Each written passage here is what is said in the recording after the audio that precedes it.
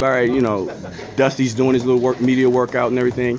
How does he look coming into this fight? Look good, man. He put the work in. Of course, we know Michael Dowd is a tough little guy. I've known Mike for years.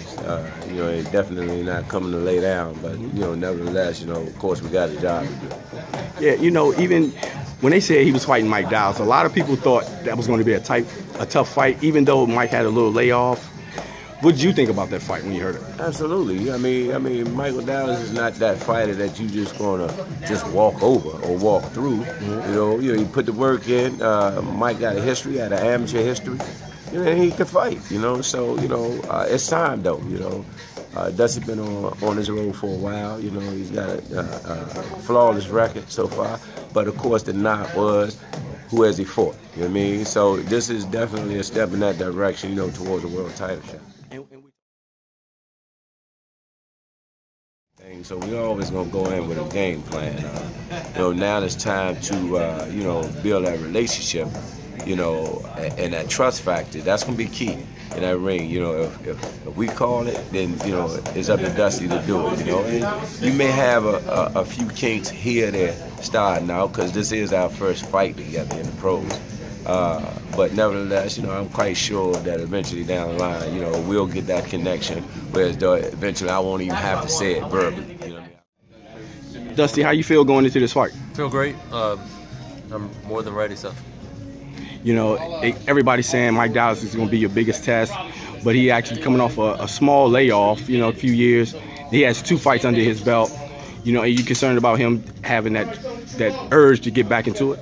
Yeah, no, I think a lot of people are underestimating him. I think they're counting him out maybe too early. I think we'll find out, but I don't think you can really say yet. A lot of times when people come back from a tough loss, they train harder, they take it more serious, they erase all the mistakes that they made in previous training camps. So that's what I'm expecting them to do. You been doing any homework on him, any film studying? A little bit, not too much. Luckily, Barry Hunter knows him well as a fighter, so I've just been kind of going off what he says. You know, so how do you feel as far as weight and everything? How do you feel about that? Hungry.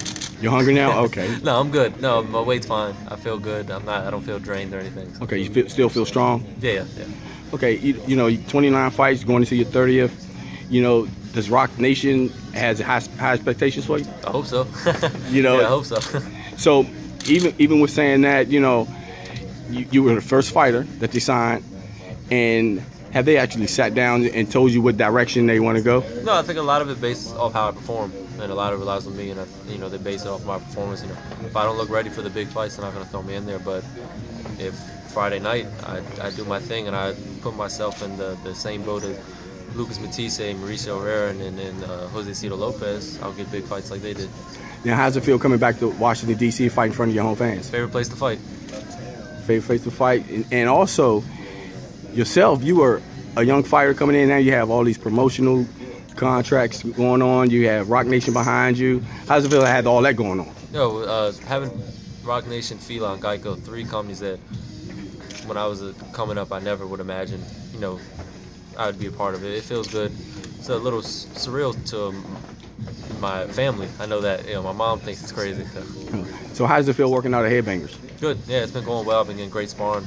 Came home from sparring Canelo and went right into sparring Lamont Peterson, Austin Trout, Demetrius Hopkins, other fighters who were on the card like Chinggis, and you know, just really good sparring. Yeah, you know, saying all those names in sparring, how has it been going from, you know, just sparring to sparring big names like that? No, it's good. I mean, Lamont Peterson is somebody as a kid that I looked up to from the area. Austin Trout is somebody who I've watched, you know, on HBO. Canelo is somebody who I paid to watch on pay-per-view. So, you know, at 147, you know, everything is getting kind of mixed up top. You know, they don't have that really solidified world champion at 147. How is that? Are you going to put yourself in that mix? I just want to fight. You know, I just want bigger fights. That's the first step. When it gets to that point, I'll start thinking about, you know, the belts and the champions and which one. But I'll take any of them. All right, thanks, Dusty.